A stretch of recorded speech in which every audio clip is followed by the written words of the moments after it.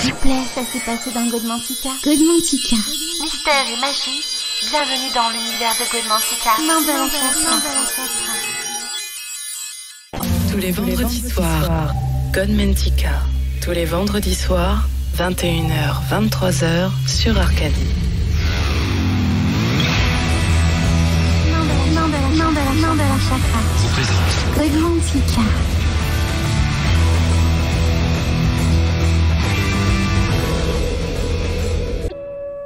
Bienvenue dans l'univers de Mandala.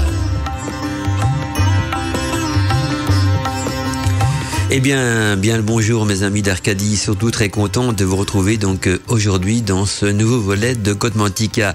Le titre de l'émission d'aujourd'hui, enfin je dirais plutôt le thème de l'émission d'aujourd'hui peut vous paraître assez étrange, peut-être même paradoxal ou écrit dans un français qu'on pourrait dire qu'il faut décrypter. Au fait, on va parler du chemin de la sagesse des enchanteurs et des enchantresses. Ça veut dire quoi? On va voir un petit peu de quelle manière on peut acquérir cette notion de sagesse qui est une énergie universelle faisant partie de la nature, mais une énergie aussi qui est une sorte de levain qu'on pourrait considérer comme ça, comme un levain qui va permettre de transformer l'homme et de l'aider à marcher ou en tout cas à évoluer vers ce qu'il a de meilleur en lui, donc comme diraient les anciens textes, plutôt vers sa divinité.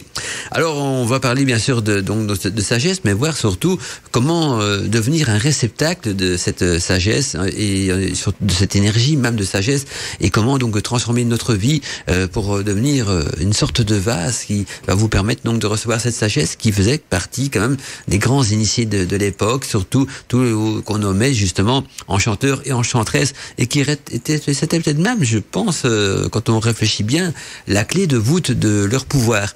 Et donc l'émission d'aujourd'hui va surtout traiter, donc on va traduire le titre, sur la manière de préparer son corps, son âme et son esprit à évoluer donc et à avancer sur le chemin de la sagesse. Et plusieurs thèmes vont être abordés donc dans l'émission. J'ai mes post-it ici à côté de moi, donc je vais vous dire un petit peu ce que j'ai préparé sur mes post-it comme mots-clés. Donc d'abord, pour revenir au thème principal qui est préparer son corps, son âme et son esprit à évoluer et à avancer sur le chemin de la sagesse, on va voir un petit peu comment adapter notre alimentation de vie, parce que on va se rendre compte que l'alimentation de vie, c'est quand même le ciment de notre corps. Et là, on va parler du corps humain et de ses fondements et du réceptacle donc de notre âme. On va parler aussi de notre résidence de vie, donc voir un petit peu également comment adapter l'habitat pour nous rendre confortablement en démarche justement vers ce cheminement. Et puis on verra aussi donc comment adapter notre vie relationnelle. C'est aussi quelque chose qui va faire évoluer notre conscience. On verra également quel est notre rôle dans la société de vie. On parle souvent de changement.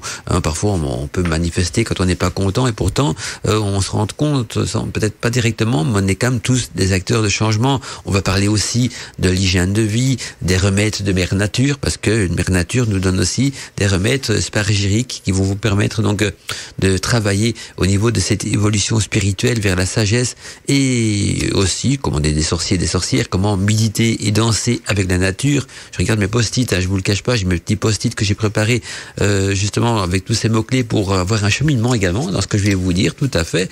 Et puis on verra donc comment pouvoir devenir des changements de l'amour universel, et on va terminer, vous en doutez, donc l'émission en parlant de cet amour universel. Donc pour résumer un petit peu ce qu'on va essayer de dire en 2 heures de temps, ce qui est pratiquement impossible, donc on va essayer d'avancer le plus loin possible sur le chemin, mais si j'arrive déjà à la moitié du chemin que je me suis fixé avec vous aujourd'hui, c'est déjà pas mal. On verra donc comment utiliser la sagesse comme nourriture, une nourriture pour le corps, l'esprit et notre âme pour évoluer et avancer donc sur le cheminement de la sagesse qui fait partie également donc du cheminement de chaque sorcier et sorcière digne de ce nom, parce que cette sagesse va devenir non seulement la nourriture de votre âme, mais aussi c'est elle qui va exalter donc vos pouvoirs.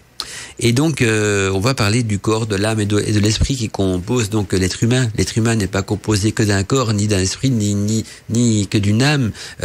L'âme, souvent, on l'appelait donc à l'époque l'animus, qui est donc le côté spirituel, et même le spiritus parfois aussi. Et puis il y a l'esprit qui unit justement le corps à l'âme.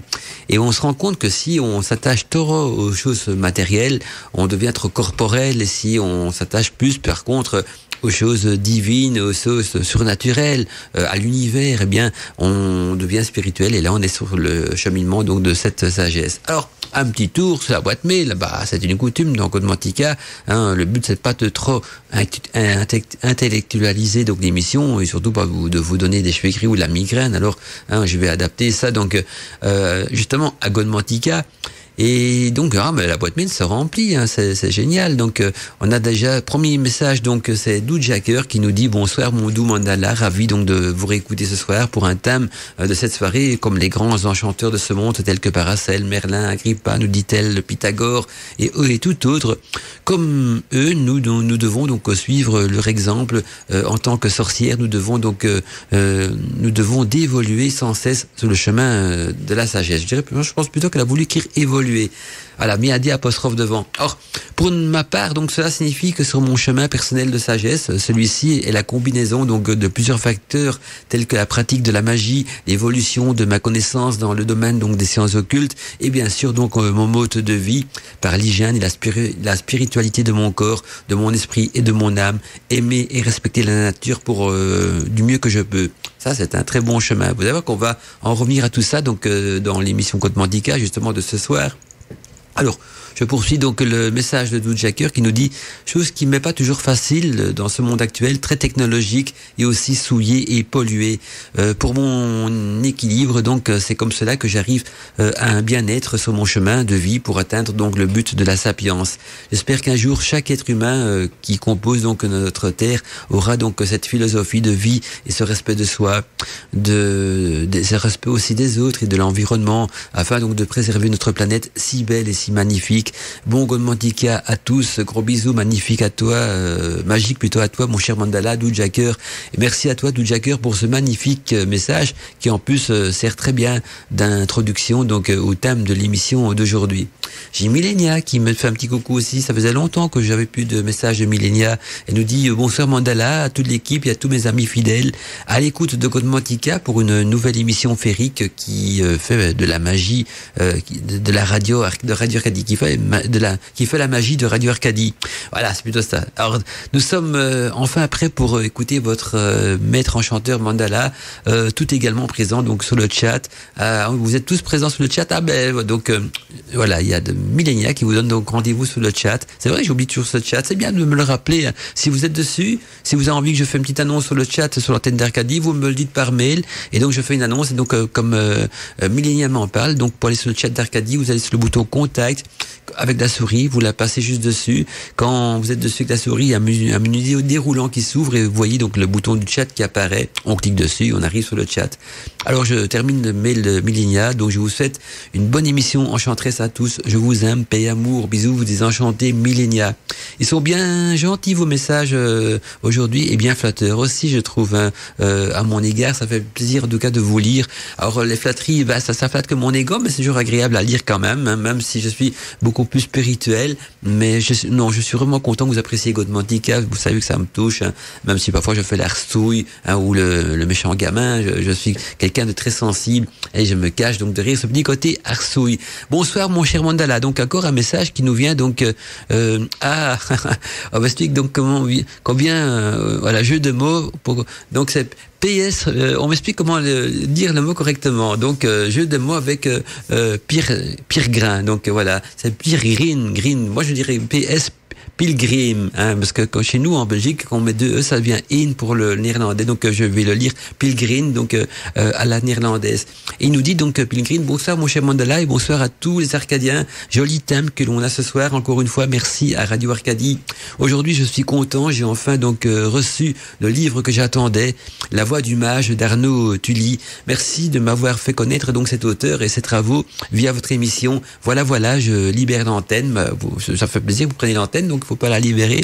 Bonne soirée à tous et à toutes, que votre VYRD plaise à vos cœurs. Donc voilà, que plaise à vos cœurs. Merci en tout cas pour ce gentil petit message aussi. Et donc ne vous en faites pas, hein, écrivez-moi autant que vous voulez ce soir, vous ne prenez pas l'antenne, bien au contraire, hein, vous participez à l'antenne, c'est comme ça que je le vois en tout cas, et ça fait toujours plaisir donc d'avoir des participations d'auditeurs pour régler un petit peu le cheminement de l'émission. Je vous prépare déjà une petite musique parce que je sens que les pubs ils arrivent à petits pas, donc je regarde juste une musique peut-être pas trop longue, hein, voilà, on va plutôt mettre ceci, c'est un titre qui me plaît, que j'avais également choisi pour vous. Alors on va commencer donc par on avait vu qu'on avait parlé du corps, de l'âme et de l'esprit, comment les exalter et comment les nourrir donc dans la sagesse. On va peut-être commencer par notre alimentation de vie.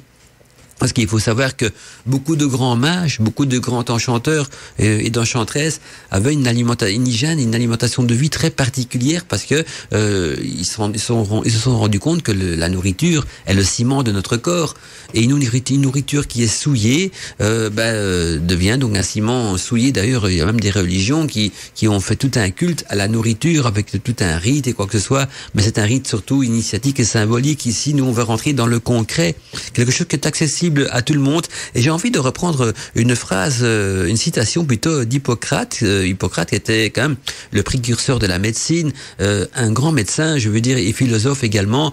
Et c'est peut-être Hippocrate qui était le premier à avoir instauré une certaine sagesse dans la médecine, dans l'art médical, qui malheureusement se perd aujourd'hui, même s'il y a toujours le théorème d'Hippocrate, hein, qu'il faut suivre, hein, ou le principe même d'Hippocrate qu'il faut suivre en médecine. J'ai l'impression que c'est devenu peut-être plus que des mots, ou c'est peut-être mal compris aussi. En tout cas, il nous a dit une phrase importante que j'ai envie de reciter avec vous. C'est la phrase qui nous dit que ton aliment soit ta seule médecine. C'est une citation d'Hippocrate et qui parle d'elle-même, qui résume un petit peu tout ce qu'on va dire donc par rapport à notre alimentation de vie. Retenez cette phrase, gravez-la dans votre cœur, c'est que votre aliment soit ta seule médecine. Et je pense que c'est vrai que beaucoup de maladies, beaucoup de problèmes de santé sont dus à notre alimentation. Et justement, les grands mages, les grands médecins, tels que Paracelse et même les sorciers, hein, les sorcières, parce que attention, les sorciers et sorcières, ça a été les premiers et les premières à se soigner avec des plantes, avec des remèdes de la nature, et à faire aussi donc attention à leur alimentation. Et donc il faut savoir qu'une alimentation saine vous conduira vers une vie saine, équilibrée aussi et spirituelle, car les aliments que vous mangez donc deviendront les briques et le ciment de votre corps. Tout ce que vous ingurgitez, c'est ce qui va créer vos cellules, ce qui va créer votre pensée, faire battre votre cœur, créer votre énergie, énergie de vie, et même renouveler vos cellules, et surtout aussi permettre à votre esprit de vivre dans un corps sain, et l'esprit qui est également donc l'union entre l'âme et le corps. Alors comment avoir une alimentation saine, sans vouloir faire de propagande à caractère politique, loin de là. Faut pas être dans ce domaine-là pour comprendre que dans la logique de toutes les choses, hein, il faut quand même privilégier au départ les aliments bio, hein, privilégier les aliments bio et d'origine naturelle, c'est-à-dire sans conservateurs et produits chimiques, etc. Alors c'est vrai qu'ils sont souvent un peu plus chers, hein, que les aliments non bio. Ils sont parfois un petit peu moins jolis. Hein, pourquoi ? Parce que sur une alimentation non bio, il y a pas de morsures de limaces, d'escargots ou d'autres insectes, parce que ils mourraient avant d'atteindre le légume ou le fruit. Alors parfois sur des pommes bio, oui, on peut voir une petite tache d'un insecte qui a tenté de croquer votre pomme, ou quoi que ce soit, mais dites-vous bien qu'il n'y a pas de produits chimiques. Où est l'intérêt justement de manger des fruits, des aliments, tout ça, si vous êtes intoxiqué par tous des produits qui vont détruire votre santé? L'alimentation est censée vous donner de la vie, censée vous tenir en vie, et donc si l'alimentation de tous les jours est accompagnée de poison, je vois pas trop l'intérêt. On en parle souvent, d'ailleurs d'une manière ironique, dans notre émission avec Steph de Nat le samedi matin, hein, que l'actualité du mystère de l'insolite, qui est aussi un petit peu l'actualité, hein, complotiste, hein, de la société, et là on y parle bien sûr avec ironie, mais c'est vrai que si vous privilégiez déjà pour commencer, et ça c'est un truc que tout le monde peut faire, hein, des aliments bio et d'origine naturelle, sans conservateurs, sans produits chimiques, etc., vous allez devenir déjà un acteur de changement, parce que plus le bio se vend, plus ils vont en produire, on est bien d'accord, c'est ce qu'on appelle l'offre et la demande. Donc si le bio marche, mais ils vont dire bon, on va investir dans le bio, ça se vend mieux que nos saloperies de trucs pollués aux pesticides et quoi que ce soit. Et donc c'est vrai qu'au départ il y a peut-être pas beaucoup de choix en bio, mais au fur et à mesure que vous allez en consommer, les producteurs vont suivre et les multinationales vont suivre aussi, parce que ils verront que les clients, les acheteurs, le public a un grand intérêt pour le bio. Ils en vendent. La demande est de plus en plus forte, et donc c'est technique, c'est la partie de la société. L'offre va s'adapter à la demande, et donc l'offre va suivre.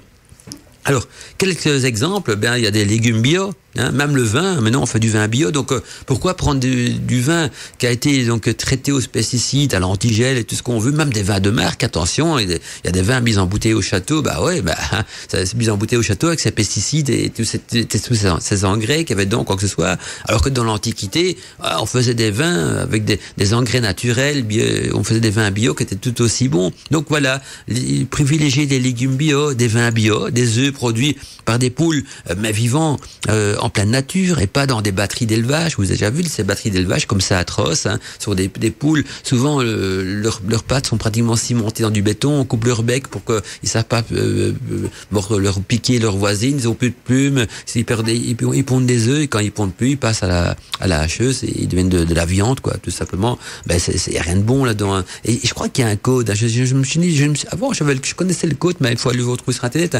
Mais il y a un code sur les œufs. Et là, vous voyez avec le chiffre, parce que c'est parce qu'on vend les œufs au marché qui sont bio ou élevés en pleine nature ou quoi que ce soit, parce que au marché, ils peuvent très bien acheter des œufs industriels et vous faire passer des vessies ou des lanternes en disant ouais, c'est naturel et tchic-tchac. Non, pas du tout. Il y a un code, et ça ne trompe jamais, c'est un code industriel. Et quand ce sont des œufs pondus en pleine nature par des poules en pleine nature, il y a un numéro, je me demande si c'est pas avec le 1 ou je sais plus quoi. Je vais pas dire de bêtises, je préfère ne rien dire du tout, mais allez sur Internet, vous tapez le code des œufs et vous allez voir que là, on sait pas vous duper avec des belles paroles enchanteresses en disant ouais, non, c'est naturel, non. Les chiffres ne mentent pas, et justement, là, on se trompera pas. Et donc, évitez donc les œufs provenant des batteries d'élevage et par des poules nourries aux antibiotiques, parce que là, les poules, on les nourrit avec des tonnes d'antibiotiques pour éviter est-ce que c'est une qui tombe malade, qu'elle contamine tous les châtels. Et voilà un petit peu aussi ce qui crée des virus beaucoup plus résistants. Et enfin, je ne vais pas rentrer dans les détails, mais enfin, prenez des œufs pondus au sol, c'est la moindre des choses, non, et ramassés donc en pleine nature par des poules qui vivent en pleine nature, qui voient le soleil qui se lève, qui picotent de l'herbe, des vers, tout ce qu'on veut. Voilà, des poules qui vivent comme des poules, pour résumer ça de manière plus basique. Alors ici, rechercher des produits du terroir, on va dire c'est manger local, mais manger local à condition que le local c'est du bon, parce que si maintenant vous êtes à côté, vous voulez manger du local et que c'est une ferme qui emploie des pesticides et tout ça, mais je vais prendre l'agriculteur qui est à côté de chez moi, il a une ferme, tout ça, mais il faut voir comment est-ce qu'il travaille, c'est parce qu'il est local qu'il est meilleur ou moins bon que les autres. Faut toujours regarder plutôt, privilégier la manière qui travaille. Mais c'est vrai que prenez des produits du terroir, c'est-à-dire des trucs produits en Europe, parce qu'on sait bien qu'en Europe les lois, les conditions d'agriculture, de production sont quand même assez strictes et soumises aux lois européennes, et éviter tout ce qui vient hors de l'Europe, parce que là il n'y a plus aucune loi, on peut y mettre n'importe quelle saloperie. Je pense justement à la culture des ananas. Un ananas, s'il n'est pas bio, c'est une belle boule de produits chimiques, si vous regardez les documentaires de la culture de l'ananas, c'est atroce, Alors voilà, prenez des produits produits en Europe, et ça c'est déjà pour moi du terroir, Si vous voulez manger à l'italienne, on prend des produits qui viennent du terroir de l'Italie, ça là c'est à l'intérieur du pays. Si on veut manger provençal, on prend des produits provençal. Si on veut manger plus nordique, on prend des trucs qui viennent du nord. C'est plutôt ça. Chaque pays a sa spécialité de produits, et puis il est soumis donc à des réglementations européennes, donc on ne fait pas ce qu'on veut. Et là, on est déjà quand même dans les produits du terroir et pas par les produits qui viennent de je ne sais où, du fin fond du monde. Alors, prenez aussi l'habitude quand même de lire les étiquettes, les ingrédients des produits que vous achetez, etc. C'est important de lire les étiquettes. On n'achète pas un chat dans un sac. Eh bien, l'alimentation, il faudra en faire de même. Je crois que quand vous lirez les étiquettes, vous allez de vous-même commencer à vous méfier, parce qu'il y a des trucs là-dedans. Heureusement que ce que ça fout là-dedans, ce produit-là. Sans entrer dans les détails, parce j'ai discuté tout ça avec notre ami Steph de Nat le samedi matin. Et puis j'ai d'autres trucs à vous expliquer aussi, en dehors de l'alimentation, bien sûr. Sinon, voilà, une chose importante aussi, privilégier toujours les légumes et les fruits par rapport à la viande. Alors, c'est pas parce que je suis végétarien que je vais prôner les fruits et légumes par rapport à la viande. Moi, je suis végétarien pour des raisons éthiques, parce que j'aime les animaux, et justement, si j'aime les animaux, c'est surtout pas dans mon assiette, mais plutôt dans leur contexte de vie. Mais je parle plutôt de légumes et des fruits parce que l'alimentation originelle de l'homme était justement des fruits. À l'époque, on était plus proche du singe, eh bien, on mangeait comme le singe. Le singe, ça se nourrit de quoi? De racines, de feuilles, de fruits, parfois de crustacés. Le singe n'est pas carnivore. Et nous non plus, au départ, on n'était pas carnivores du tout. On avait identiquement la même alimentation que le chimpanzé. Et donc, dans nos instincts, c'est toujours ancré. Et la preuve, vous ne croyez pas, faites l'essai. Allez dans un magasin qui vend des légumes, sentez l'odeur du melon, sentez l'odeur des fraises, sentez l'odeur de tous ces fruits, tout ça, d'une pomme, quoi que ce soit. Ça vous donne faim. Vous sentez des fraises, vous avez envie d'en manger une.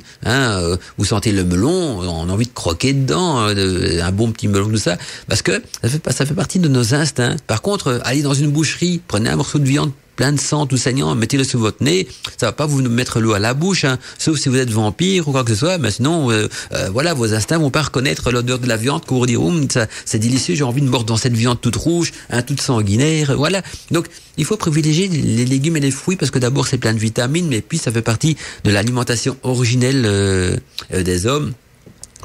Quand j'ai de l'homme, de l'humain, bien sûr, je veux dire, pour des raisons donc de qualité nutritionnelle et aussi spirituelle. Parce que la viande, il y a la mort derrière tout ça, il y a l'esprit de l'animal, il y a la souffrance, alors que dans les légumes, c'est plutôt des sensitifs qu'autre chose, c'est vivant aussi, mais plutôt sensitif. Encore une chose à vous dire que notre alimentation est proche du singe, notre intestin grêle et tous nos sucs gastriques qu'on sécrète pour digérer, ils sont identiquement les mêmes que le singe. Par contre, les carnivores, pas. Les carnivores, ils sécrètent en plus de l'ammoniac pour digérer la viande et ils ont un intestin grêle très court de 3 mètres seulement. Nous, on a identiquement le même appareil digestif des singes et donc notre alimentation originelle était similaire. Alors, je sens que certains vont me dire, oui, mais Mandala, pourquoi est-ce qu'alors on mange de la viande? Eh bien, je me suis posé la même question et puis, en faisant des recherches, et puis, à l'époque où j'étais étudiant, un jour, un prof m'a expliqué que voilà, on avait une alimentation qui était essentiellement composée donc de fruits, de crustacés, de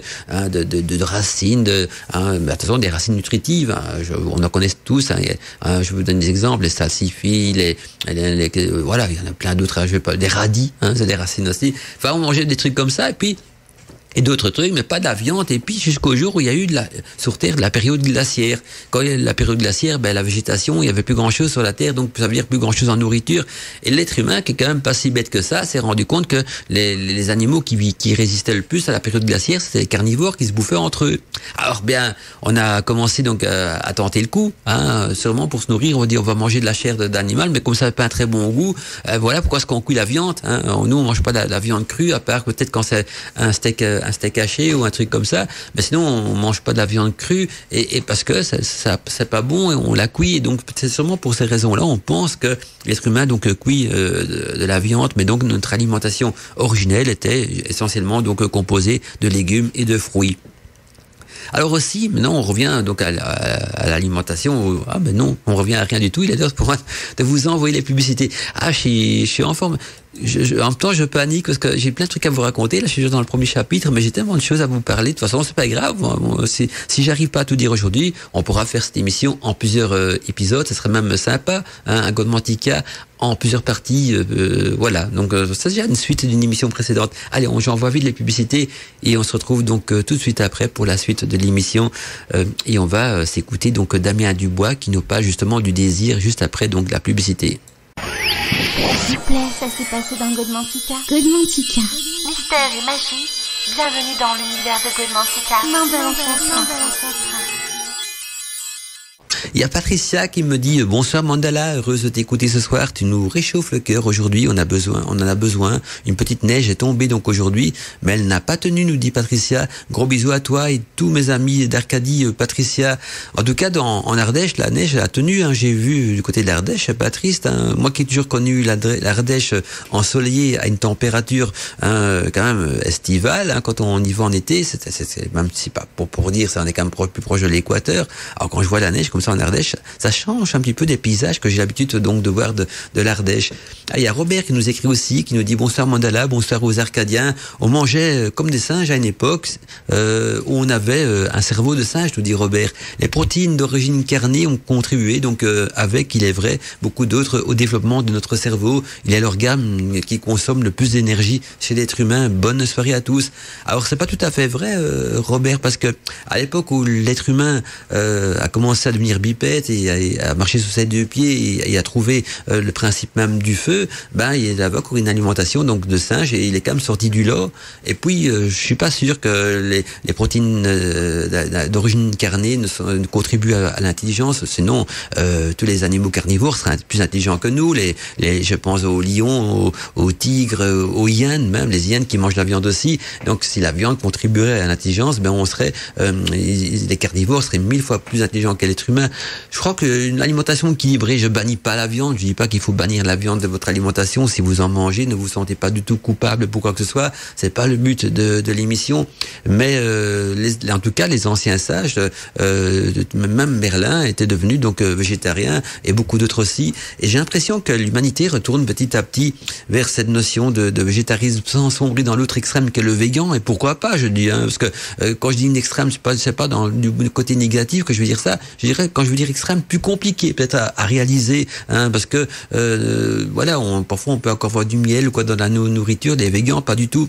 Donc je vais pas m'éterniser donc sur l'alimentation. Je suis pas là pour vous convertir au végétarisme ni au véganisme, mais donc on va retourner quand même à l'alimentation et donc privilégier quand même des aliments préparés, par exemple avec des huiles qui ne donnent pas du cholestérol, surtout le mauvais cholestérol, parce que vous savez que le mauvais cholestérol détruit aussi notre corps, qui est le temple de l'âme. J'insiste que notre corps, il faut le considérer pas comme un corps movible qui ne peut pas nous déplacer, de voir ce qu'il y a autour de nous, quoi que ce soit.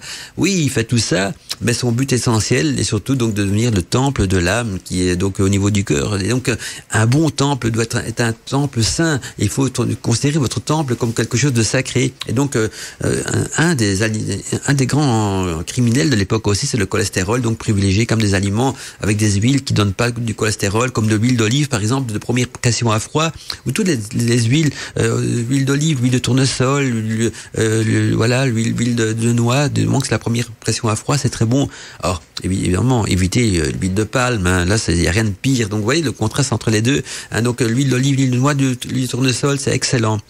Et donc évitez tous les aliments préparés avec de l'huile de palme, car elle donne donc non seulement du mauvais cholestérol, mais en plus son utilisation industrielle n'a été choisie uniquement que dans un but de profit. Voilà, c'est juste pour ça qu'on crée. Ça coûte pas cher à être produit, mais l'huile de palme pourrait mieux servir donc dans les moteurs des voitures que dans votre corps, croyez-moi. Et donc réfléchissez aussi quand vous mangez donc de la viande, réfléchissez quand même au parcours de vie et de souffrance animale qui se trouve dans votre assiette. Parce que la viande va garder cette souffrance en mémoire, et donc si vous ingurgitez de la viande, vous ingurgitez un petit peu de la souffrance également avec cette nourriture qui n'est pas une nourriture donc originelle de l'homme. Donc et posez-vous la question sans être moraliste, est-ce normal donc de tuer une vie pour en manger son cadavre? C'est comme ça que les anciens, en tout cas, qui évoluaient vers cette sagesse et qui se remettaient en question. C'était important de se remettre en question. Et tous les grands Pythagore, par exemple, vous savez que pour rentrer à l'école de Pythagore, on avait le droit de boire de l'eau, mais il fallait jeûner, donc ne pas rien manger pendant 50 jours pour purifier justement son corps. Et donc de toute la nourriture qui a pu le souiller pendant le reste de début de votre vie. Donc il y avait un jeûne de 50 jours à respecter. Et après, on arrivait à une alimentation initiatique. Il y avait tous des aliments spécifiques donc pour vous faire évoluer, et ça c'était rien que l'école de Pythagore. Alors on va regarder aussi un petit peu donc au niveau de l'ego des humains, qu'est-ce qui donne le droit donc de vie sur les espèces animales. C'est ce qui se posait aussi les anciens. Quel est le droit que l'être humain peut se dire on est au-dessus de la chaîne alimentaire, nous on a le droit de tuer, de manger, voilà, parce que qu'est-ce qui nous donne ce droit-là? On n'a jamais signé un contrat quand on est arrivé dans l'univers et sur Terre pour dire voilà, c'est moi le chef ici, allez hop, tout le monde à mes pieds. Hein. Non, c'est un petit peu d'humour, mais sinon, on prétend aimer les animaux, en tout cas, ainsi que la nature, parce que n'oubliez pas que les païens, et surtout les Wiccans, ce sont on aime la nature. La nature est notre temple, et donc si on aime la nature, ça veut dire qu'on aime tout ce qui s'y trouve dans la nature aussi. Hein. Quand on aime une maison, on aime ses habitants, on aime la décoration et tout ce qui va avec, on prend pas que les briques, et donc prétendre aimer les animaux, ainsi que la nature, c'est respecter en tout cas non seulement toutes les espèces, et donc si vous ne mangez pas du chien, du chat, il n'y a aucune raison de conscience de pouvoir faire cela au niveau de la discrimination. Hein, on fait pas de discrimination, et donc il n'y a pas de raison de manger d'autres espèces aussi, sans aucun scrupule, car là, l'envie de vivre chez chaque espèce animale, l'envie de vivre ainsi que la souffrance animale est la même pour toutes les espèces, l'homme y compris. Hein. Notre envie de vivre, la souffrance et quoi que ce soit est la même, qu'on soit un chien, un chat, un homme, une poule, un canard, peu importe. Allez, on va tourner la page de l'alimentation originelle de l'homme, hein, et l'alimentation qui a été suivie donc par les grands maîtres de la magie qui ont voulu d'abord avoir un corps sain, et on revient à ça, on ne fait pas du tout une émission alimentaire, mais pour vous montrer que pour avoir leur corps sain, donc ce temple sain, non seulement il y avait ce côté le jeûne, donc à Pythagore, pour entrer dans son école, il fallait jeûner pendant 50 jours, mais après il fallait changer tout à fait son type d'alimentation, donc il fallait faire un virage complètement à droite, je veux dire, voilà, c'est tout à fait un autre virage. Et puis, ce qui est important aussi, maintenant, on va regarder le lieu dans lequel on vit, parce que notre âme, notre corps est le temple de l'âme, et notre maison, notre résidence de vie est le temple de notre corps, parce que on passe quand même beaucoup de temps dans sa maison, et donc on va se rendre compte que la résidence de vie est quelque chose d'important aussi. Hein. Par exemple, eh bien, nous passons quand même une bonne partie donc de notre temps dans notre maison. Hein. Alors autant adapter celle-ci, donc non seulement à un bon épanouissement de notre vie, que ce soit spirituel, de sorcier ou de sorcière, mais aussi un bon épanouissement de notre vie mentale. Mais c'est vrai que l'agencement d'une maison est très important pour notre épanouissement spirituel, comme par exemple bien décorer votre maison avec des couleurs qui vous apportent donc de la joie au cœur, que ce soit donc au niveau des peintures murales ou même de vos meubles. Il faut que quand vous êtes chez vous, vous soyez heureux et bien dans votre décoration, et pas vous dire j'aime pas ma maison, quoi que ce soit, j'aime pas ci, j'aime pas ça. Si vous aimez pas quelque chose, il faut le changer, c'est important. On doit devenir un acteur de changement donc de sa vie. Et puis donc il faut aussi agencer sa maison selon des critères de bonne énergie, hein, en vous faisant, par exemple, guider par des références sur le Feng Shui, pourquoi pas, hein, c'est déjà un bon départ. Je dis pas que c'est le seul, le meilleur ou le summum des critères énergétiques pour agencer sa maison, mais c'est déjà une bonne référence pour démarrer, surtout quand on débute, hein, parce que on va vivre dans des zones de forme, on va vivre dans beaucoup d'énergie, et donc parfois mettre quelques petits critères de Feng Shui pour sa résidence, c'est une bonne chose aussi. Et puis au niveau nature, eh bien, si vous avez la chance de posséder un jardin, eh bien, dans votre jardin, réservez-lui aussi, par exemple, un petit coin pour la culture de vos herbes magiques et vos plantes médicinales, parce que rien ne vous empêche donc de transformer une partie de votre jardin en jardin médecine, hein, qui a des plantes magiques, des plantes médicinales, et puis aussi, pourquoi pas, un petit potager, hein, si vous avez l'occasion de pouvoir en faire un aussi. Et alors, la chambre est importante aussi, parce qu'on passe quand même minimum par jour 12 heures dans sa chambre et dans son lit. Je crois que c'est peut-être un endroit de votre vie où vous allez passer le plus de temps. Et donc, aménagez votre chambre à coucher afin d'y passer donc des nuits sereines et initiatiques. Comme par exemple aussi, placez si possible, je dis bien si possible, votre lit dans le sens du magnétisme terrestre, c'est-à-dire la tête au nord et les pieds au sud. Comme ça, le magnétisme terrestre ne va pas couper l'énergie de votre chakra, hein, elle sera plutôt en continuation de l'énergie des chakras et ne va pas les couper. Donc c'est important d'essayer d'agencer son lit dans sa chambre en mettant donc votre lit dans le sens du magnétisme terrestre, de manière à ce qu'on a la tête vers le nord et les pieds au sud quand c'est faisable, bien sûr. Et de cette manière-là, l'énergie de vos chakras et même de votre aura ne sera pas coupée par le champ magnétisme terrestre. Évitez aussi dans votre chambre, en tout cas, tous les champs magnétiques nocifs, perturbateurs et parasites. Je m'explique, hein, comme c'est produit par exemple par des ordinateurs. Un ordinateur ne doit pas rester dans votre chambre, et s'il y en a un, il doit être éteint. On ne laisse pas allumer ni en veille. Téléphone portable, il faut l'éteindre pour la nuit parce que le téléphone portable, il continue à rayonner. Les ondes du téléphone portable, c'est pas des bonnes ondes, hein, c'est pas des ondes de radio, ce sont des ondes plus proches du micro-ondes, ce sont des micro-ondes qui sortent de là aussi. Et donc, le rayonnement d'un téléphone portable, puis personne ne va vous appeler la nuit. Hein, je vois pas qui pourrait vous téléphoner la nuit. Et certains vont dire, oh, mais si c'est un truc urgent, si c'est un truc urgent, vous ne savez pas faire grand chose la nuit, vous êtes dans votre lit. Donc, en allumant votre téléphone le matin, il y aura bien sûr un message qui vous le dira et voilà. Hein, au moins, vous aurez passé une bonne nuit pour mieux appréhender donc le truc urgent qui sera en message sur votre téléphone. Mais les ondes des téléphones portables ou les ondes produites par les ordinateurs allumés dans une chambre, en tout cas, les ondes Wi-Fi, surtout très mauvais. Hein, et le téléphone dégage aussi les ondes Wi-Fi et votre ordinateur aussi. Donc, prenez l'habitude donc d'éteindre complètement ces appareils durant votre nuit de sommeil. Très important, ne laissez pas en veille parce que déjà, ce sont des appareils perturbateurs. Et donc, si votre sommeil est perturbé, il ne sera pas initiatique, il ne sera pas également réparateur, il ne sera pas essentiellement aussi spirituel. Donc, voilà tout ce qui peut un petit peu vous empêcher d'aller vers la sagesse, parce que n'oubliez pas qu'on avait déjà vu qu'on fait des rêves prémonitoires, des rêves initiatiques, donc même le sommeil est une phase importante pour la vie humaine. Et puis, placez aussi, si possible, là on rentre un petit peu dans le cadre de la magie, peut-être plus chamanique, mais de la magie quand même, placez donc en suspension dans votre chambre un capteur de rêve. Hein, j'avais déjà fait une émission spéciale là-dessus sur le capteur de rêve, hein, quand j'avais parlé donc des rêves initiatiques dans Godmantica, et je pense même que l'émission est en replay, donc sur Arcadie TV, pour ceux qui ont envie de la réécouter. Mais un capteur de rêve, c'est important. On peut le mettre ou près de la fenêtre, ou alors au centre même de sa chambre, si vous avez un lustre ou quoi que ce soit. Ça va vous permettre non seulement de filtrer les rêves pour avoir des rêves positifs, mais un rêve positif, c'est aussi une énergie positive qui va appréhender votre sommeil, et donc votre corps va pouvoir mieux se restructurer dans un sommeil rempli de rêves d'énergie positive et peut-être même initiatique. Alors, on quitte un petit peu la chambre et on va du côté de la salle de bain. Là aussi, on peut très bien agencer sa salle de bain pour qu'elle devienne donc un endroit sacré, c'est-à-dire un endroit de ressourcement, c'est-à-dire également qu'on peut décorer donc la salle de bain avec des couleurs chaudes. Hein. Utilisez aussi, quand vous prenez un bain, des bougies comme source lumineuse. C'est romantique, c'est apaisant de prendre son bain dans la pénombre avec des bougies comme source lumineuse en tant qu'éclairage, et rassembler aussi dans votre salle de bain des produits naturels, hein, des savons naturels, des huiles essentielles, etc.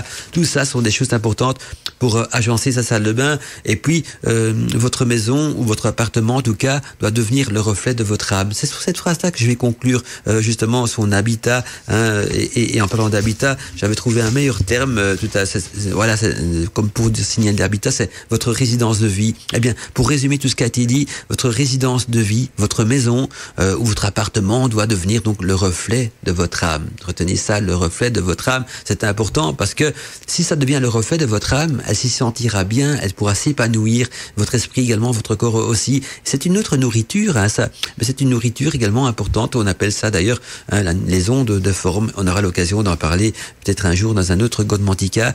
Après, je vais passer donc au chapitre de la vie relationnelle, mais en attendant, on passe à la musique et bien sûr une petite page de publicité. Ça fait partie aussi donc des règles de la radio. S'il vous plaît, ça s'est passé dans Godmantica. Godmantica. Mystère et magie, bienvenue dans l'univers de Godmantica. Eh bien, on va poursuivre donc notre cheminement vers la sagesse et voir justement comment préparer son corps, son âme et son esprit à suivre donc ce cheminement. En même temps, je regarde un petit peu ce que je vais vous passer comme musique suivante. Voilà, je vous programme déjà tout ça et hop, comme ça, c'est fait aussi. Et donc, on va parler à présent donc de notre vie relationnelle. Alors en principe, on dit que là, en parlant de vie relationnelle, je vais quand même vous dire, on va un petit peu voir un petit peu comment ça se passe au niveau des païens, des week-ends de notre époque. Hein, parce que pour parler de vie relationnelle, il faut voir un petit peu comment fonctionnent les relations de notre époque par rapport justement à ce qu'on pourrait qualifier la sagesse. Et donc en principe, on dit que les païens et les week-ends sont très très tolérants. Et rempli donc de sagesse. Hein. Qu'est-ce que cela signifie, hein? Être très tolérant, hein, et être rempli de sagesse. Et puis au niveau de la tolérance, j'ai trouvé quand même une phrase, une citation de Voltaire qui va très bien dans le sens qui, pour moi, cette phrase, elle résume tout à fait la tolérance.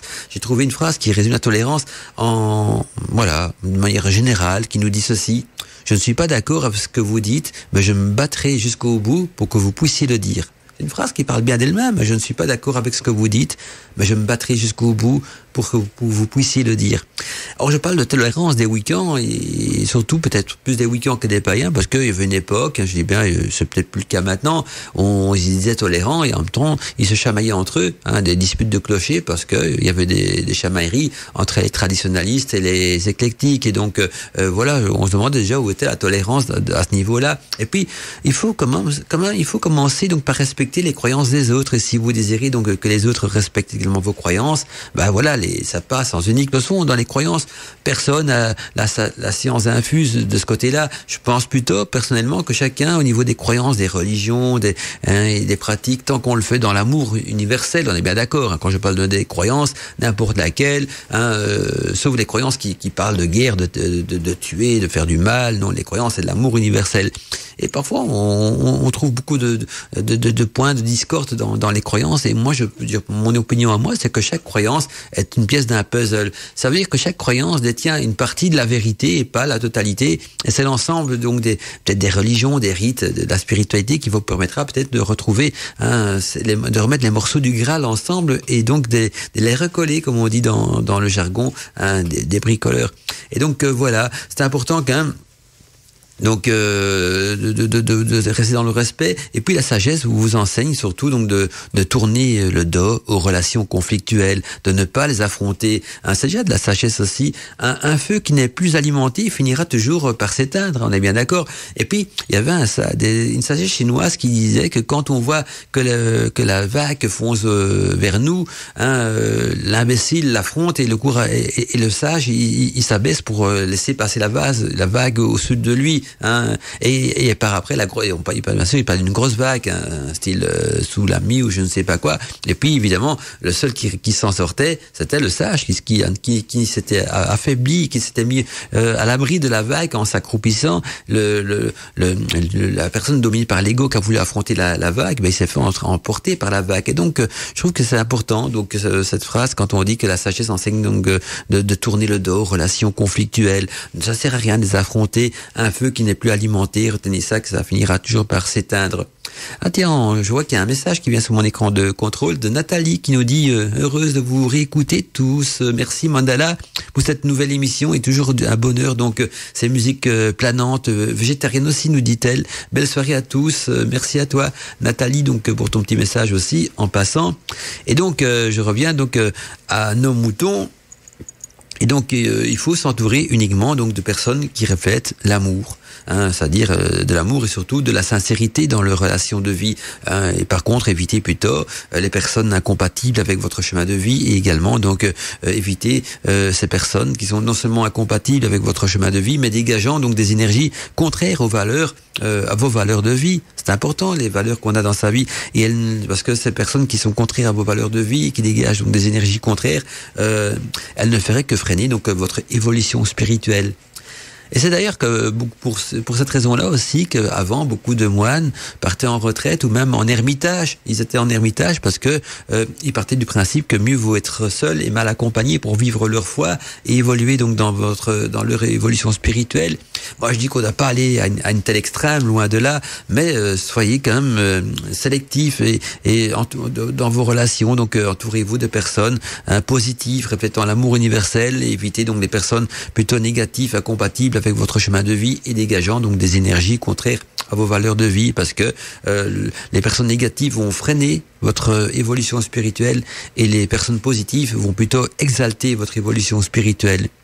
Apprenez aussi à aimer et à respecter donc toutes les créatures de la nature. On en revient un petit peu à ce que j'ai dit en début d'émission. Donc il faut apprendre à aimer et à respecter toutes les créatures de la nature, ceci autant que vous vous aimez vous-même.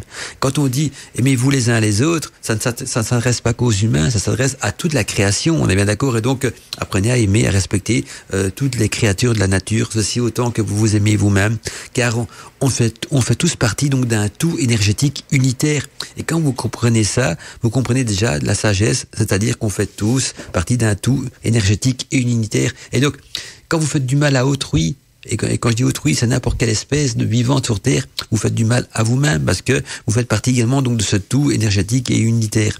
Et donc, essayez de rayonner donc autour de vous des valeurs d'amour, des valeurs de paix. Et fouiller, bien sûr, tout comportement de l'ego. Et quand je dis fouiller comportement de l'ego, c'est aussi bien le vôtre que celui des autres, parce que tout comportement de l'ego engendreront toujours des médisances, des ragots, des jalousies, des mesquineries. Et c'est du poison. C'est du poison pour votre âme, pour votre esprit et aussi pour votre corps. On est bien d'accord. Et donc, voilà, essayez de rayonner autour de vous et des valeurs d'amour universel, parce que vous allez devenir un artisan de l'amour et un semeur d'amour et de paix. Et des graines, quand on les sème et qu'elles tombent dans une bonne terre, finissent toujours par donner les fruits qu'on a semés. Et ne faites pas donc non plus de l'argent et du pouvoir des valeurs de vie. Les seuls véritables chemins de sagesse et de la connaissance, c'est celui donc de l'amour universel. Ça, c'est le vrai pouvoir de la vie, c'est le pouvoir de l'amour. L'argent, le pouvoir et quoi que ce soit, c'est plutôt je dirais des maladies de l'ego, sans plus. Et donc, une dernière chose peut-être à terminer donc pour justement ce mode de vie, cette vie relationnelle, c'est une phrase qui résume tout dans votre relation, c'est-à-dire ne faites jamais subir aux autres humains et aussi aux animaux ce que vous n'aimerez pas qu'on vous fasse subir. Et là, ça résume tout l'ensemble de la création. Je vais d'ailleurs la répéter une seconde fois parce que j'ai envie qu'elle se grave, cette phrase, dans votre cœur. Ça ne faites pas donc subir aux autres, et c'est-à-dire les humains et les animaux, ce que ne vous aimerez pas qu'on vous fasse subir. Et là-dessus, j'ai envie de terminer aussi avec les textes et les paroles donc du sage Socrate, qui nous dit ceci. Socrate, donc, il avait, il faut remettre un petit peu le contexte de ce texte, Socrate, il avait donc dans la Grèce antique une haute opinion donc de la sagesse, et quelqu'un vient un jour trouver le grand philosophe et lui dit « Sais-tu ce que je viens d'apprendre de ton ami ?» Un instant, répondit Socrate, avant que tu me racontes, j'aimerais te faire passer un test, c'est-à-dire le test des 3 passoires. « Les 3 passoires, réplique l'ami. Ben oui, reprit Socrate. Avant de me raconter toutes sortes de choses sur les autres, il est bon de prendre le temps donc de filtrer ce que l'on aimerait dire. C'est ce que j'appelle donc le test des 3 passoires. La première passoire est celle de la vérité. As-tu vérifié ce que tu veux me dire, si ce que tu veux me dire est vrai? Non, répond son copain, j'en ai simplement entendu parler. Très bien, nous dit Socrate, tu ne sais donc pas si c'est la vérité. Essayons à présent donc de filtrer autrement en utilisant donc la deuxième passoire, c'est-à-dire celle de la bonté. Ce que tu veux me dire, nous dit Socrate, ce que tu veux m'apprendre plutôt sur mon ami, est-ce quelque chose de bon? Ah non, tout au contraire, réplique l'autre. Donc, continue à Socrate, tu veux me raconter des mauvaises choses sur lui, que tu n'es même pas certain qu'elles sont vraies, tu peux peut-être encore passer le test, parce qu'il reste encore une passoire. Quelle est l'utilité, justement, de ce que tu vas faire? Donc, est-il utile que tu m'apprennes ce que mon ami aurait fait? Non, pas vraiment, répond l'autre. Alors pourquoi, conclut Socrate, si ce que tu as à me raconter n'est ni vrai, ni bien, ni utile, pourquoi vouloir me le dire? Et là-dessus, donc, je laisse à chacun un petit peu méditer sur les paroles de Socrate pendant que on se retrouve pour une petite page de publicité. S'il vous plaît, ça s'est passé dans Godmantica. Godmantica. Mystère et magie, bienvenue dans l'univers de Godmantica. Main de l'ancêtre.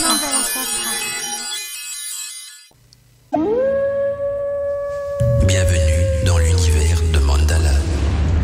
On est dans Godmantica et on est ensemble jusqu'à 23h et on va poursuivre donc les chemins qui mènent vers la sagesse, donc le chemin de notre corps, de notre âme et de notre esprit, comment est-ce qu'il faut les traiter, comment est-ce qu'il faut les cultiver et comment est-ce qu'on va leur permettre donc d'évoluer vers peut-être un échelon plus spirituel et surtout comment donner cette sagesse en nourriture donc à notre corps, notre âme et notre esprit.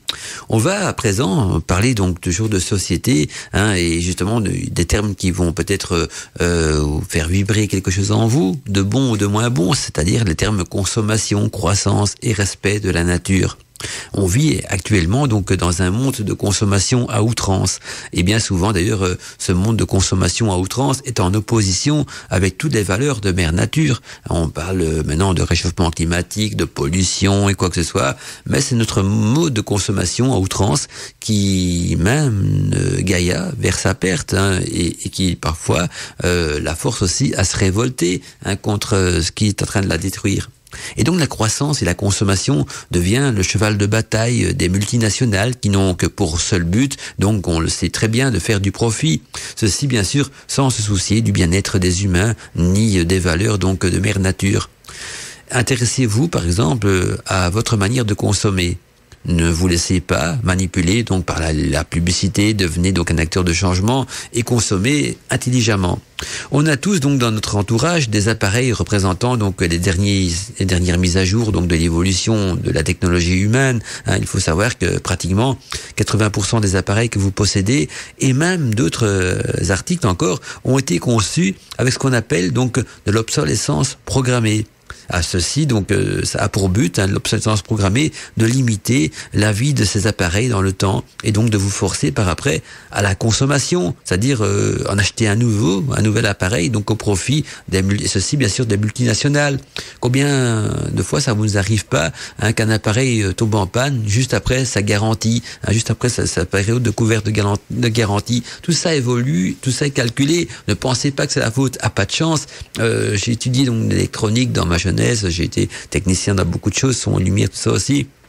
Je peux vous garantir que dans ces appareils-là, il y a ce qu'on appelle une petite puce, chronologique, on appelle ça, qui va vous permettre, on peut la régler comme on veut. C'est un microprogramme, donc un firmware, comme on dit, qui est mis dedans et qui va régler l'appareil pour qu'il fonctionne bien durant une telle durée. Enfin, quand je veux dire fonctionner bien, fonctionne normalement pour ce qu'il est prévu. Et puis, après un certain laps de temps, cette puce va générer un signal et va programmer le comportement de votre appareil pour qu'il ne va plus très bien, comme dirait Bourvil, donc pour qu'il fonctionne beaucoup moins bien. Et c'est là qu'on a l'impression, ouais, il est vieux, il est en panne, il commence à déconner. Ben non, il a été programmé pour devenir vieux, être en panne et commencer à déconner. Et donc, c'est ce qu'on appelle de l'obsolescence programmée. Et le but de cette obsolescence programmée, c'est vous en racheter un nouveau.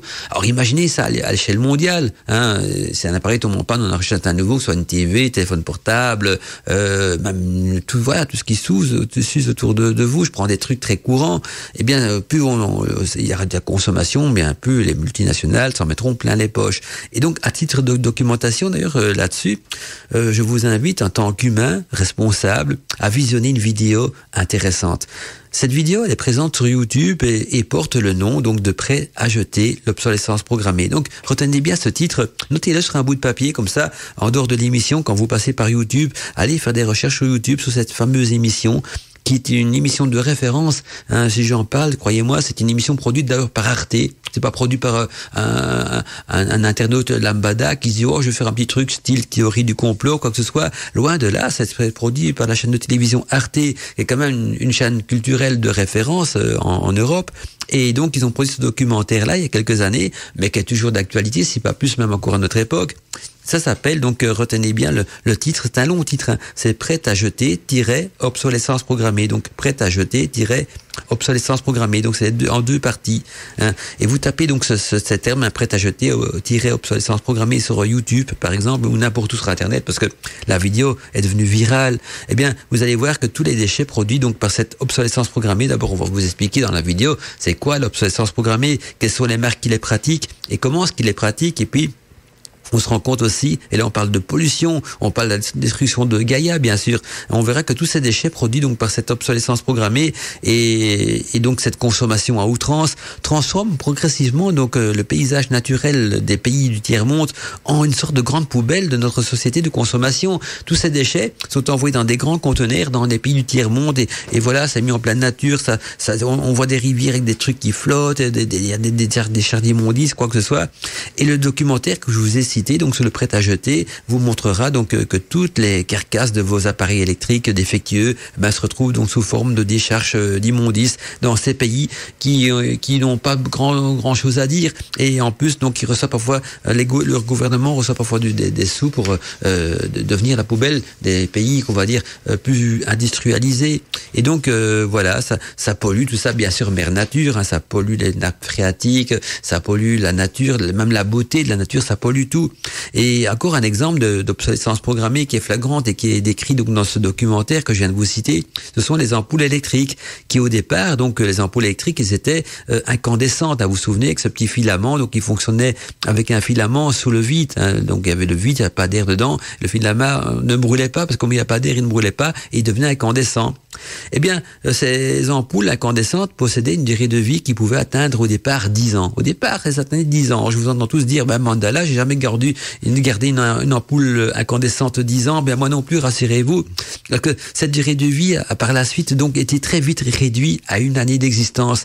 Ceci, bien sûr, afin de permettre aux multinationales de pouvoir vendre plein d'ampoules, vendre beaucoup plus d'ampoules et donc faire plus de profit. Une ampoule qui pète après 1 an, ça sera en place. Une ampoule qui tire 10 ans, ça fait 10 ans d'ampoules en moins par personne. Mais imaginez ça au nombre de citoyens vivant sur Terre. Donc voilà, la première obsolescence programmée, quand elle a pris naissance dans la tête des humains, ça a concerné donc les ampoules incandescentes. Et puis ça s'est propagé au reste de nos appareils aussi. Et puis donc par la suite, pour revenir à ces vieilles ampoules, par la suite donc ces ampoules, ils ont bien sûr été remplacées par des ampoules prétendues économiques.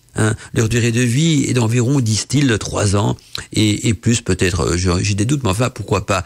Mais leur fin de vie, par contre, est devenue beaucoup plus polluante en déchets que nos vieilles ampoules incandescentes qui, elles, étaient construites que d'un peu de métal, du verre et un filament. Maintenant, dans les lampes dites économiques, je veux bien, économique d'accord, mais qui ont une durée de vie de 3 ans. Moi, j'en ai déjà remplacé beaucoup cette année aussi.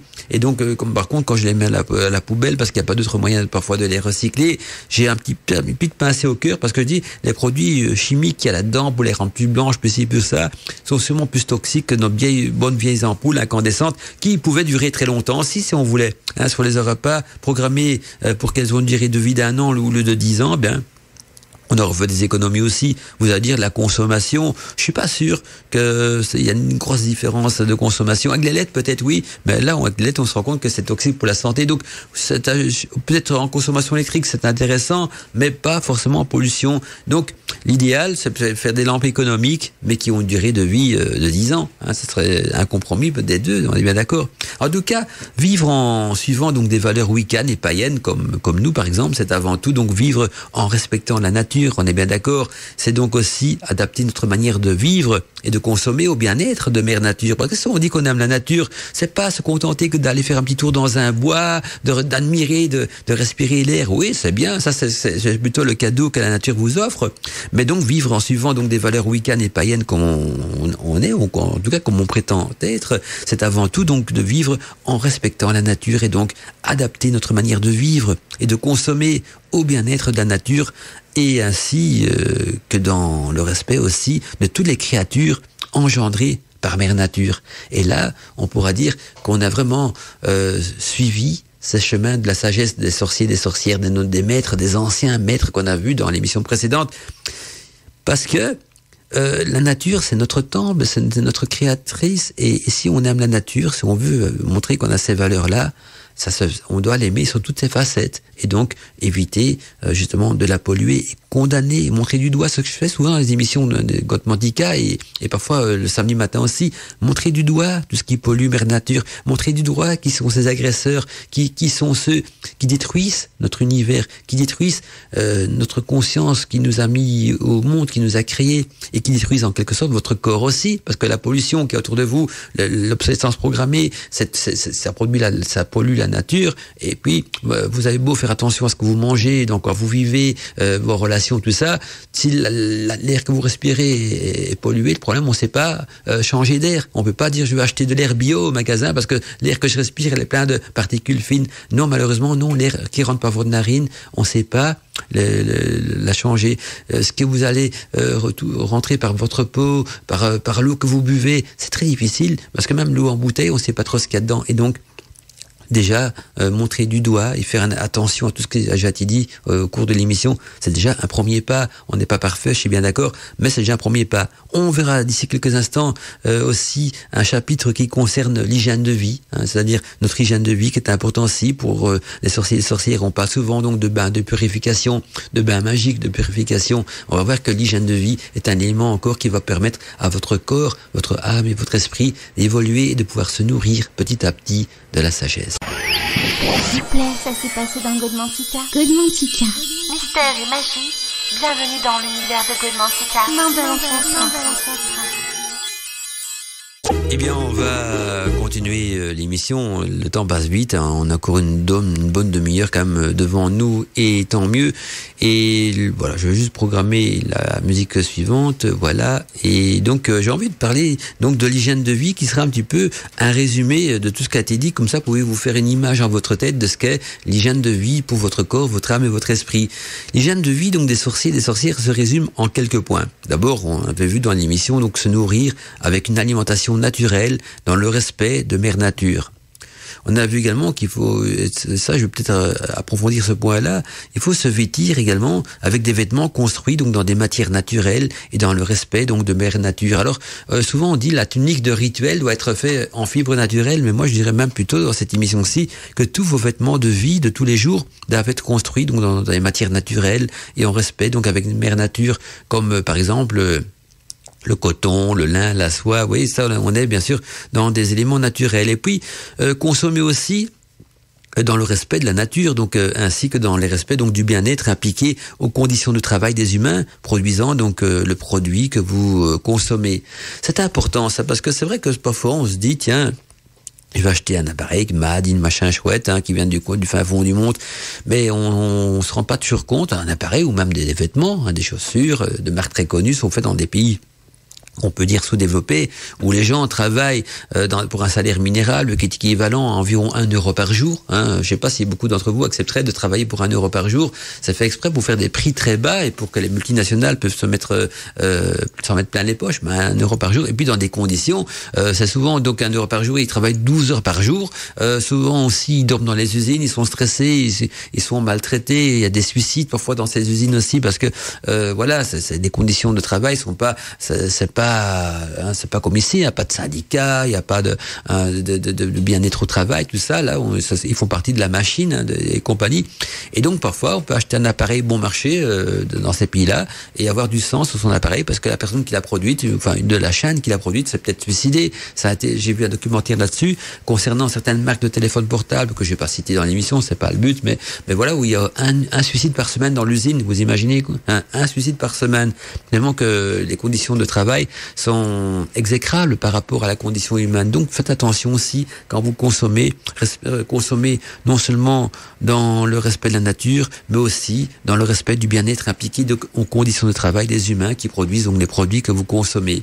Et puis, encore un point important, suivre des valeurs de son âme. C'est important de suivre les valeurs de son âme. Donc, suivre les valeurs de son âme, ça veut dire suivre les valeurs de son cœur. Parce que le cœur est le siège de l'âme. Donc, voilà. Et pas celle produite par la partie reptilienne de notre conscience, qui est notre conscience cérébrale, donnant vie à notre ego. Je vais un petit peu m'expliquer là-dessus aussi, même si j'en ai déjà parlé dans beaucoup de Godmantica précédents. Mais donc, on a 2 loups en nous. Il y avait les sages qui prenaient plaisir à le dire. 2 loups sont en toi, un bon et un mauvais. Et lors le disciple demandait aux sages, et lequel des 2 va gagner? Parce qu'il dit, ces 2 loups en toi sont en combat perpétuel. Ah oui, la sagesse de l'âme, la conscience de l'ego, et que ces 2 loups, ça symbolise ça. La conscience de l'âme et de l'ego sont en combat perpétuel parce qu'ils n'ont pas les mêmes valeurs ni les mêmes centres d'intérêt. Et donc, il demandait, le disciple au sage, lequel des 2 va gagner? Et le sage a répondu une belle parole qui résume tout, c'est-à-dire celui des 2 que tu vas nourrir. Alors, nourrissez donc votre âme. Le cœur de l'âme et notre partie spirituelle, immortelle, est dans notre cœur. Le temple de l'âme est dans notre cœur. Le temple de l'ego est dans notre partie reptilienne du cerveau.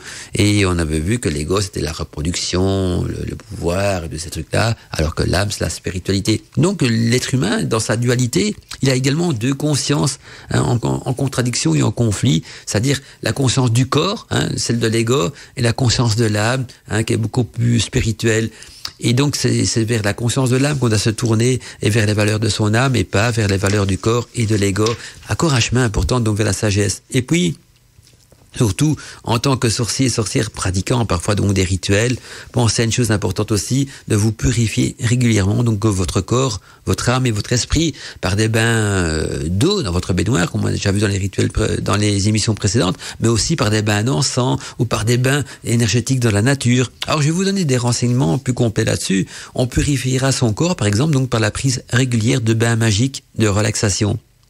On purifiera son esprit par la pratique régulière d'exercices de méditation.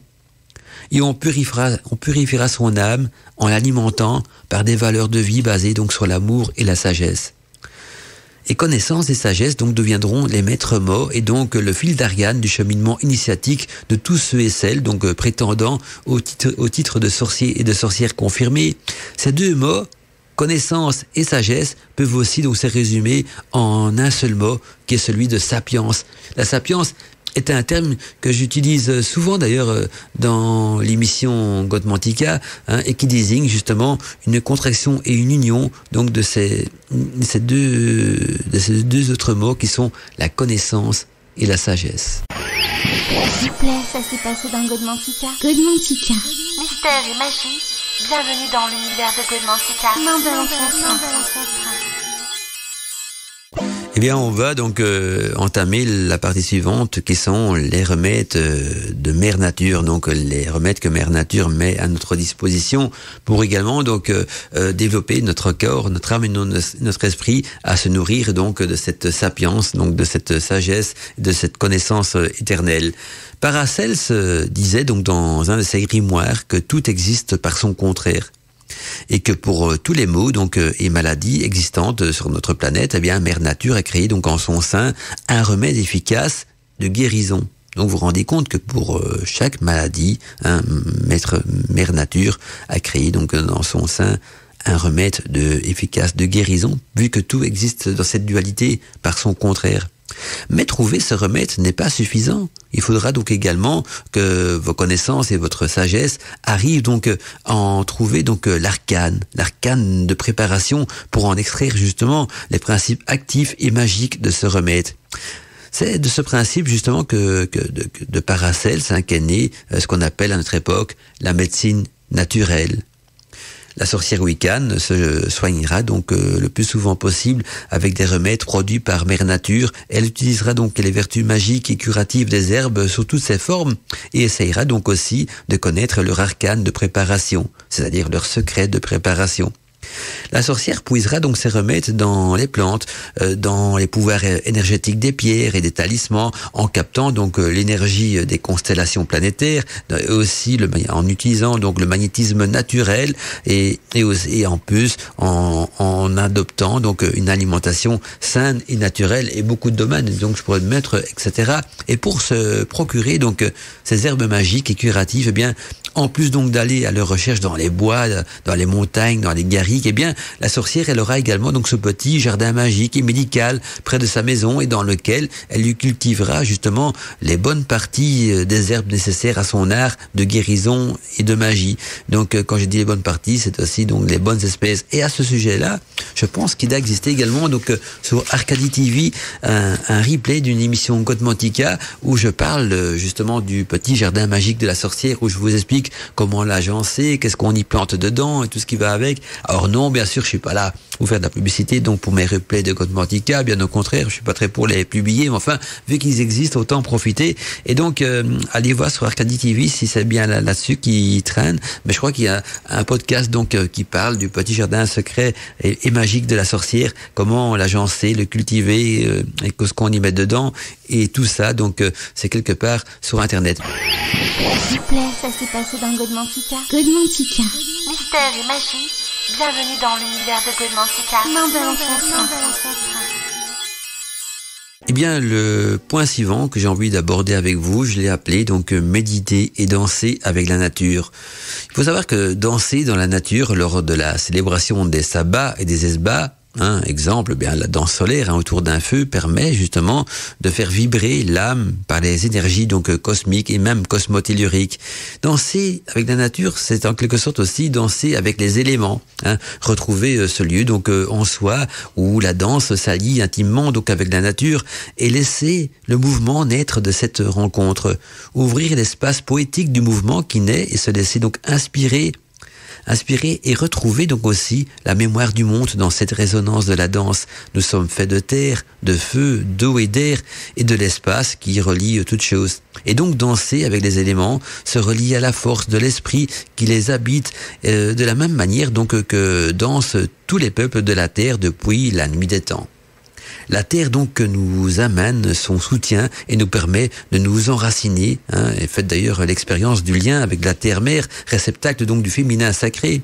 Le feu est une puissance énergétique de transformation. Il nous connecte à l'action, à l'intention. Il nous inspire, il nous permet donc de créer.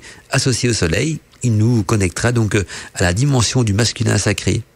Et puis il y a l'eau qui nous enseigne donc de la fluidité et qui nous fait entrer dans le monde du changement de forme dans lequel nous apprenons donc à nous abandonner. Et donc l'eau possède aussi un grand pouvoir de purification, vu qu'on en fait des bains magiques et de purification lors de la pratique de nos rituels. L'élément air, quant à lui, nous donne donc le souffle de vie. Différentes manières de respirer vont créer donc différents états de conscience. C'est ce qu'on appelle les états de conscience modifiés. Ils nous donnent donc l'ampleur, donc et surtout un sens à la vision élargie. Et puis, on terminera peut-être par l'éther qui pourrait être donc le 5e élément, l'espace qui relie donc le visible et l'invisible, cet espace depuis lequel tout est engendré et où tout peut retourner. Danser depuis cet espace intermédiaire vous ouvre donc la vastitude à l'interconnexion, donc l'interconnexion plutôt, je dirais, entre l'unité et vous-même, entre l'univers et vous-même, entre votre âme, votre corps et votre esprit, entre vous et le tout. Et justement, j'ai un petit rituel de méditation de l'arbre magique tiré du fin fond de mes grimoires à partager avec vous. Ce rituel nous dit ceci.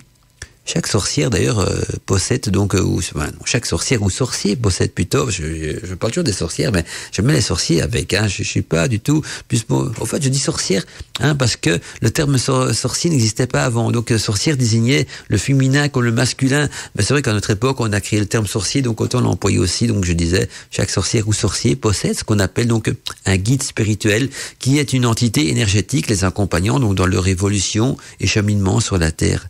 Et pour entrer en contact avec son guide spirituel, voici un petit rituel très ancien, utilisé donc dans le cadre de la magie d'Avalon, et facile d'ailleurs à réaliser, très facile à réaliser. Cette magie s'appelle donc le rituel de l'arbre, et sera donc une véritable antenne cosmotellurique entre vous, la nature, l'univers et votre guide spirituel. Alors voici comment on s'y prend. Qui n'a jamais donc été fasciné un beau jour d'été par une promenade donc dans un grand bois majestueux? On erre de chemin en chemin, on se sent un petit peu perdu et puis on aboutit donc dans une magnifique petite clairière parsemée donc de fleurs sauvages et au centre de laquelle règne un magnifique arbre. On se sent attiré donc par cet arbre sans savoir pourquoi exactement. On a même parfois l'impression que l'arbre essaye de nous parler, mais en vain. Et puis on poursuit son chemin. Eh bien non. Il existe une technique magique qui vous permettra d'entrer en osmose avec cet arbre.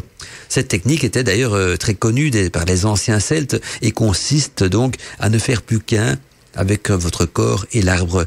Et oui, mais pour cela, donc vous devez bien sûr commencer par effacer de votre esprit tous les petits problèmes de la vie qui vous empêchent donc d'être vous-même, et ensuite donc enlever de votre corps tout ce qui peut aussi bloquer les énergies de vos chakras, comme par exemple les bijoux, les vêtements, les sous-vêtements, etc., afin que rien ne puisse donc entraver les ondes qui circulent entre l'arbre et vos centres énergétiques du corps, c'est-à-dire les chakras. Et pendant quelques minutes, donc, serrez très fort le tronc de l'arbre dans vos bras, afin que tous vos chakras soient bien sûr en contact intime avec l'arbre, comme si c'était donc votre amoureux. Et fermez les yeux et relaxez-vous. Et après quelques minutes, donc asseyez-vous donc dos à l'arbre en position du lotus. Concentrez votre attention sur le chakra du cœur et laissez-vous envahir par son énergie divine et son amour. Et petit à petit, donc tout sentiment de pudeur disparaîtra de votre esprit et une paix totale s'installera donc en vous. Et là, progressivement, dans votre subconscient, des images vous apparaîtront comme dans un rêve. Ce sera donc le premier contact avec votre guide spirituel grâce à votre arbre justement qui lui aura servi de médiateur ou d'antenne cosmotellurique. Retenez aussi bien l'endroit dans la forêt où s'est déroulée donc cette osmose magique entre vous et votre arbre, afin que vous puissiez donc y retourner quand l'appel de votre guide se fera donc ressentir en vous. Je veux dire par là, quand l'appel de votre guide se fera à nouveau résonner dans votre cœur. Alors vous voyez qu'on a quand même déjà vu quelques sujets qui complètent tous les chapitres que j'avais annoncés en début d'émission. J'ai envie encore de terminer avec quelques notions d'amour universel. On a encore un petit peu de temps. Je vais prendre mon dernier post-it. J'avais encore plein de post-it, mais je vais prendre celui-là. Et on va voir comment est-ce qu'on peut devenir donc des acteurs de changement par l'amour universel. L'amour, c'est la connaissance de la sagesse du cœur. Quand on parle d'amour, avant tout, c'est pas l'amour d'autrui, mais le premier amour, l'amour le plus puissant, c'est la connaissance de la sagesse du cœur. L'amour est la nourriture donc de l'univers, mais aussi c'est donc l'élément le plus vital à la création. Les enfants recherchent l'amour, ils se nourrissent donc d'amour, ils se développent grâce à l'amour, et s'ils sont privés de cet amour, eh bien, ils peuvent même mourir. L'amour est donc l'énergie qui circule autour du monde. Il existe partout donc et en toutes choses. Il n'existe pas qu'un seul aspect de notre vie qui ne soit donc baigné dans l'amour. Même nos instants les plus sombres portent en eux donc une étincelle d'amour, soit par son besoin ou par son manque ou par son désir, ou alors aussi parfois par le désir d'en crier plus. Et une grande partie donc de l'énergie de cette planète est orientée donc vers l'amour, et pourtant dans notre société moderne, si on peut appeler ça moderne, il subsiste assez bien donc de formes de pensée affirmant que l'amour est difficile à obtenir. En parlant d'amour, lorsque vous êtes donc en quête d'amour, vous alimentez donc le réseau universel des énergies de l'amour avec l'ensemble donc des croyances qui lui sont associées. L'amour est présent dans le cœur, dans les émotions et aussi donc dans les dimensions spirituelles. L'amour pourrait même être défini comme une force omniprésente, donc donnant de la cohésion aux particules de l'atome. Et c'est une force donc tout comme la gravité ou comme le magnétisme, mais de nos jours donc elle n'est pas encore considérée vraiment comme telle. Et au niveau donc le plus subtil, eh bien l'amour est comparable donc à une particule voyageant à une vitesse telle qu'elle se trouve donc présente partout au même moment et devenant donc ainsi l'espace de tout ce qui est. Si donc dans notre parcours initiatique vous êtes tous en quête donc de formes les plus élevées de l'amour, eh bien souvent vous risquez donc d'être prisonnier des formes de pensée les plus communes qui existent déjà à son sujet. Vous avez tous certainement déjà expérimenté cet amour.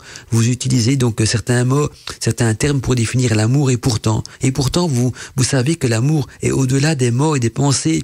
C'est une expérience, c'est une connaissance, c'est une communion avec l'autre, avec la terre, avec l'univers et ultimement avec votre être supérieur qu'on appelle donc le spiritus, la partie spirituelle et immortelle de l'homme qui va peut-être un jour vous permettre de vous élever vers la création, vers l'univers, vers ce que vous êtes vraiment.